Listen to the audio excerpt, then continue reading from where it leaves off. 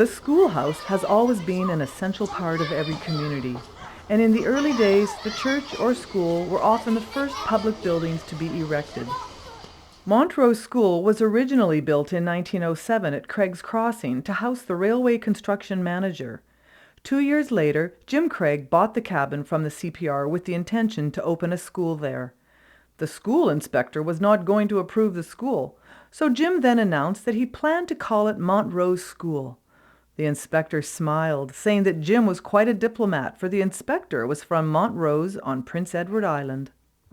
The first official school in Parksville, called Parks School, opened in 1891 on the corner of the Alberni and Comox Road, built on land donated by Henry Gaitchen.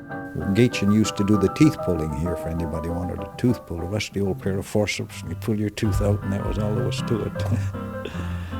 And he gave the property for the school, and the local people built it, of course, with a grant of probably $100 from the governor.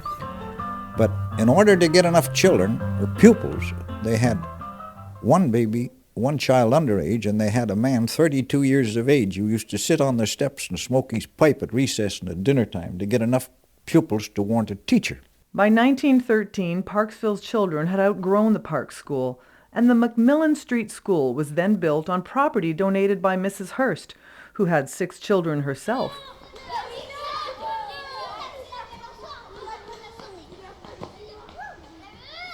A school annex was constructed on the school grounds in the early 30s to accommodate the growing student population. When I first went to school, there was a little building with an outhouse, which I was terrified of. This little building had a great big oil drum, wood-burning stove.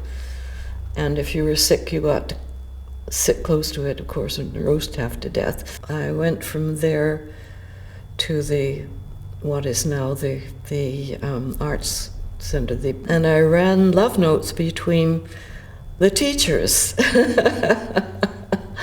between Mr. Nichols and Miss Williams, who eventually married, of course. As many people lived in the rural areas, smaller schools were built throughout the district from Nanuce to Hilliers. Well, the first school in Nanuce was Bryn Mawr, and that was just on the hill, not far from this house, the family Tippett house, and that land was donated by my great-grandparents. In Coombs, children from the newly settled Salvation Army colony started school in a log hut before moving into the Citadel. So we went to school in the little Salvation Church down at the bottom of Station Road and the highway. That's where I spent my first 2 years. Within a few years, members of the colony petitioned the government to build a local school in Coombs. French Creek School came about, the first government-built school, because of the socially active Salvation Army colonists. They made sure that happened.